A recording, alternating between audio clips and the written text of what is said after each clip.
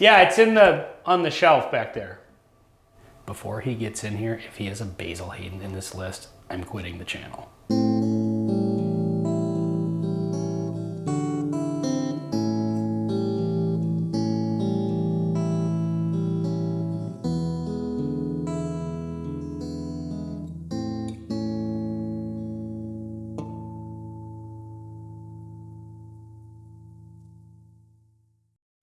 Bring me your finest bourbons, Greg. Oh, this seems like a challenge. All of the top notch. So you're saying you want to do a draft? Yes. Pick my top. How many are we doing here? 5. 5. Yeah, because so last week we did my 5 best bottles that I have that are, in my opinion, my best bottles. Okay. So the idea was we're gonna do yours for the next one. Mm-hmm. Here we are. So I'm excited because I get to pick. Oh, you can have a drink out of any of them. Be a 5 whiskey blend, all your finest. It's funny. Buffalo Trace, Buffalo Trace, Buffalo Trace. Yeah, there you go. It's not. So obviously this was a struggle because I have a couple of expensive bottles that you would think expensive equals best, but that's totally not true. Expensive or more rare. Like I didn't put the Van Winkle Yep. in the mix on my video. It's probably the hardest one to get. Right. But yeah, and same. I didn't put any of that really, really hard to find stuff. Well, but I also didn't put like my favorite in this category, my best one for this. I put my best, like, if I'm gonna have a whiskey taster over, these are the ones I want you to try because they're stellar. So I picked a couple of kind of unicorny ones, but then I also picked a couple of store picks. Okay. That I think are great, and they're unicorns definitely because they're no longer available. Yeah, for sure. And this is several years old. This is from our local liquor store. This is a 12-year, 120 proof Knob Creek store pick. This one's 12 years? I'm sorry, not 12 years. It's like 15, almost 15. Almost 15. Yeah. And it is just great. I have 3 bottles of it, and I'm halfway through. Of this same one? Yeah. You've had these the whole time? Yeah. You have 3 more or 3 No, including this including those into 2 others. I'm gonna rob this motherfucker. Great price on them. And I've had them, it's been several years since they did this store pick. They've done another store pick since then, and I have 1 or 2 of those. I missed out on this one. Yeah. But, so anyway, yeah, feel free to open whatever you see. Okay. That's an excellent choice. I had my 15-year, but a different store pick. Right. Okay. And I think one night before we had the channel, we actually did a side-by-side of these. I think we did. Yeah. So anyway, great choice. Next up, similar story, but different liquor store. Okay. This is a Maker's Mark store pick, but this is the one with the 10 mocha stave profile. I have probably missed my window. I said a million times I really need to go get one of these. Yeah. This actually is a rare one because A, it's a store pick, and all these Maker's Mark ones are different because they can do their own. It's an endless well, not endless literally, but you know, very large. Very, very large number of combinations you can do. But this one, all 10 staves are the French mocha, and they don't even use the French mocha staves anymore. Correct. So these really are unicorns. I have another unopened bottle and then half a bottle here. And this is really interesting. I mean, it is a chocolate bomb. Chocolate. It's Maker's Mark and chocolate. Black pepper bomb. Yeah. Really, really good. All right, next on the list, let's get a obvious one out of the way. I'm gonna keep saying that I need to go buy a bottle of this until I just can't get it anymore. Well, maybe that day is coming. So this is George T. Stagg. You've had this, I've had this. This one's annoying because it's absolutely unicorn. It shows up in lotteries. I've won the opportunity to spend a lot of money on, $115 on this. But the reality is it's good. Yeah. It's really good. It upsets you because it really is that Yeah. good. Which one is this? What batch? This is 116.9 proof. So this is from a couple years ago. Yep. The only time I had a small pour of this indoors, but we've always drank this outside. Oh, really? And if you ever watched our drinking whiskey outside. Ben has the thing about drinking outside. He thinks it tastes different. I will say this. Chad and Sarah at It's Bourbon Night a few weeks ago did a video about how to make your whiskey taste different. And one of their categories was drinking it outside. So now I feel vindicated because I feel like everybody else thinks I'm nuts on this.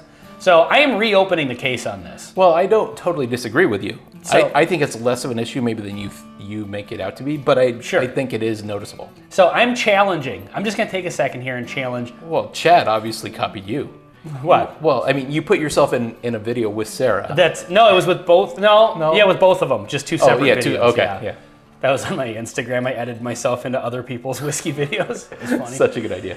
Anyway, so Bobby, Bad Axe Bourbon, Sean, Whiskey Wars, Matt and Rose, Whiskey Nerd. And if David and Ron are still making videos, Yeah, no kidding, guys. do a little experiment video if you have the time and if you're willing. Does bourbon taste different when you drink it outside? Which I would be contend interesting very because much. David tends to drink, well, outside. He does his reviews At least outside, yeah. on video. I don't know about off video. Yeah. So anyway, yeah, try that out. And go check out our video about does drinking outside change it. Anyway, I have completely derailed your No, that's okay. We're doing a top 5 and talking about whiskey. Yeah. And anyway, You have got to be shitting me. Did you do this on purpose? I'm kidding. This is not in my Okay. top 5. End the recording right here. Just walk off the job. So I have to admit, I think this is a great looking bottle. It is. I personally like Basil Hayden, but I acknowledge the flaws in it. It's overpriced. I thought you were going to say the flaws in your opinions. No, the flaws in it's overpriced. I acknowledge. Sure. And it's not in my top 5, but I do like it a lot. And so, in order to mess with Ben, And here's the thing. In all honesty, if that was one of your favorites, more power to Well, you. sure, I mean, yeah. that's a whiskey is. There's no snobbery here, but of course I have to give you a hard time about well, that's okay. And then we brought along, George. but Antlers everywhere. Antlers everywhere. We have to bring in Junior. This was the I love Stagg Jr.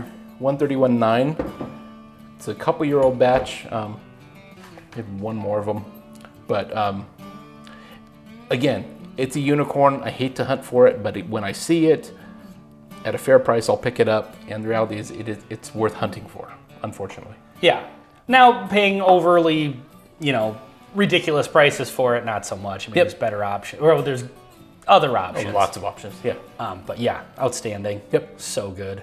So these 4 were actually really easy to come up with. I'm thinking you're onto something with the blend of all 5. Oh, it's going to be, we may hit 600 proof. Yeah. I won't do that. But the last one was hard. In fact, right before That's what she said. Anyway, kids, let's just ignore me. I had to do a three bottle taste off Really?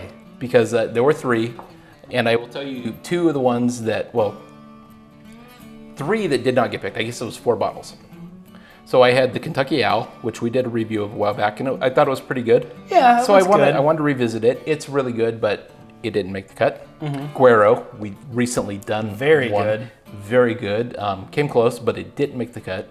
I really liked that. I thought for sure the Guero was going to be on this list. Yeah, So I'm curious to see what, aside from these, beat that one out. I thought it was going to be George T. Stagg and Guero for sure. Yep.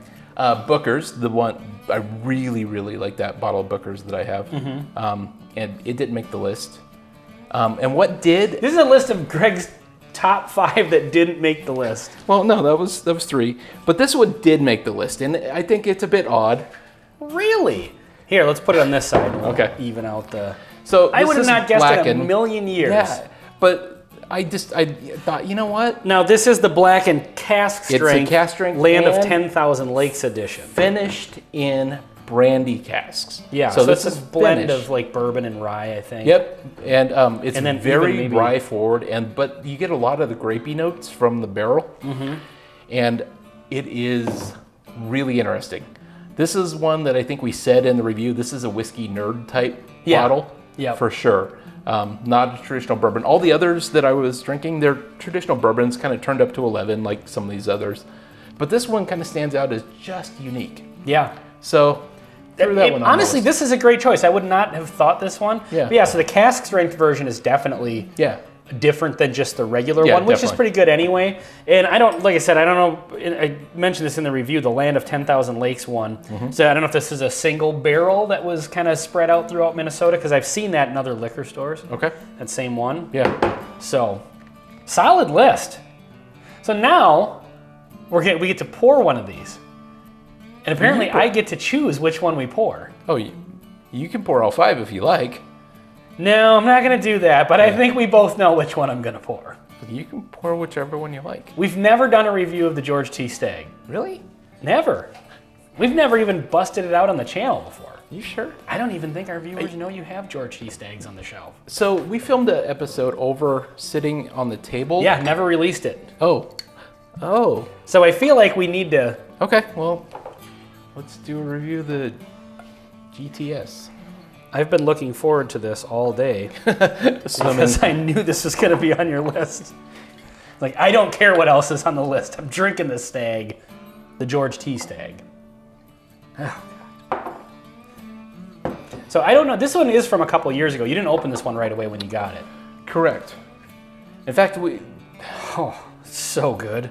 In fact, I opened this the day that we kind of like agreed to like start the bourbon. No, it journey. wasn't that. I think it was when you got 1,000 followers on Instagram or something like that. You were sitting out on your porch. Well, yeah. I was getting but mail. you came over.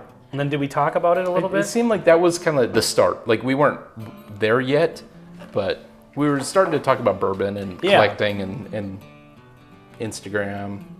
Yeah, all that good stuff. Yeah. Good Lord.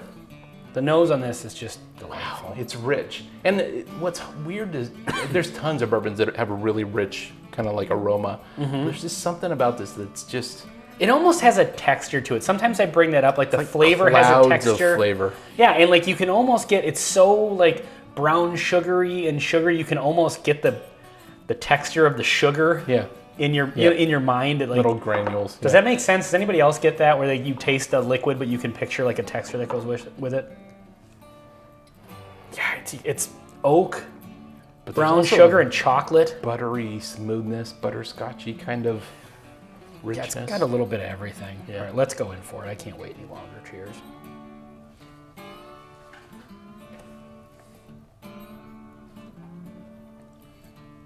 Yeah, that upsets me. That does upset me that's... The buttery on the palate. It's oily and buttery and rich. Yeah. It's surprisingly oaky, but not in that bitter tannic oakiness. Yeah, not bitter. But it's a different kind of oak note to it. It's interesting. Do you know what the age is on these things? I mean, I'm sure it probably varies from year to year. It seems like what I've read is it's not as old as you think. Okay. Like it's like 8 to 9 or something like that, and which is surprisingly low, but it's just they're solid barrels that they pick for it. Mm-hmm.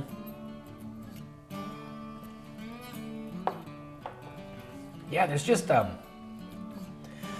So here's a weird flavor note. Okay. That I used to get a lot on certain bourbons, and I would always think about this, but I'd never heard anyone else use this as a tasting note. And now I've heard some other people use this, so I'm gonna go ahead and say it. And this has been because it's weird. It sounds like an insult, but it's not. It has a little bit of a varnish flavor to it. I don't know even what that would be like. You don't drink varnish ever? No. It's delightful. I'm just kidding, don't do that.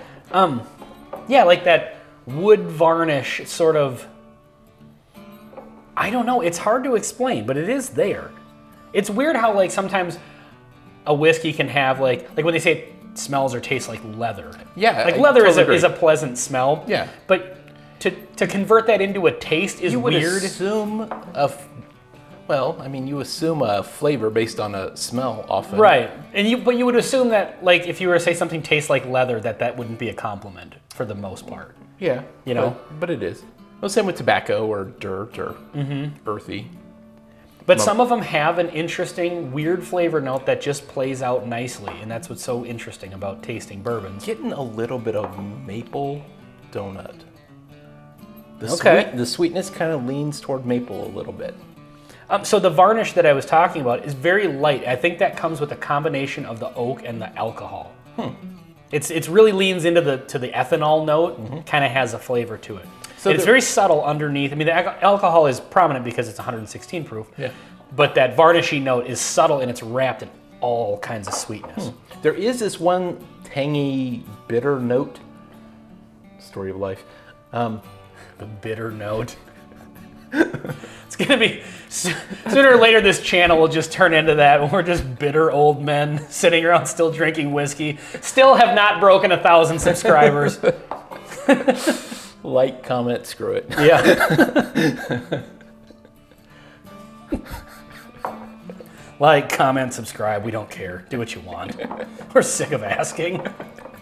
Anyway, so it's got a bitter note. But it's actually like pleasant. I don't know how to describe it, but like the flavors work so well together. There's so much going on. Yeah, that's really good. Yeah. I'd buy that a lot if it was available. Oh, can you imagine if something like this was $65, readily available? What would happen is it would get this hype built up around it, Well, it would. and it would push the demand up to the point that nobody would be able to get a hold of it.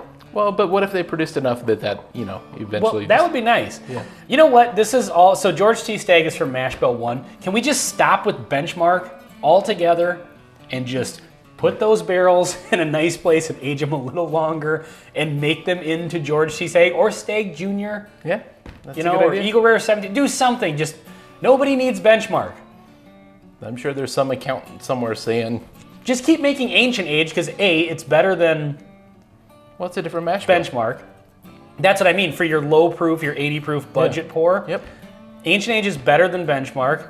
And there's nothing in Mash Bill 2 that I honestly really give a shit about at this point. To be perfectly honest, Throw the horse under the it's cart, as it were. anything in Mash Bill 1 I like better than pretty much anything in Mash Bill 2. Fair enough. Save for the Benchmark 8. So like use that as your, because then who cares if they don't make enough Elmer T. Lee or Blanton's. It's not that great. It's good, but there are plenty other things that are just as good. But yeah, save some of that stock and just make more of the good stuff. Totally agree. So if you're watching Buffalo Trace, good people of Buffalo Trace, now you know. I've solved this problem. So anyway, well, this is an outstanding whiskey. Great list. So put in the comments, if you're still watching, what you might put on your list of your top 5 What's best your bottles. top 5? Not the top 5 like whiskeys of choice, but like what do you have on your shelf right now? It has to be opened, or if you have two, like if you've had it, like you can't pick something that you hope is You've never great. had, yeah. Yeah, we'd love to hear that. Totally. So, all right, please like, comment, and subscribe. Check out the Patreon. And thank you very much for watching. I'm Ben. I'm Greg. Till next time. See you next time.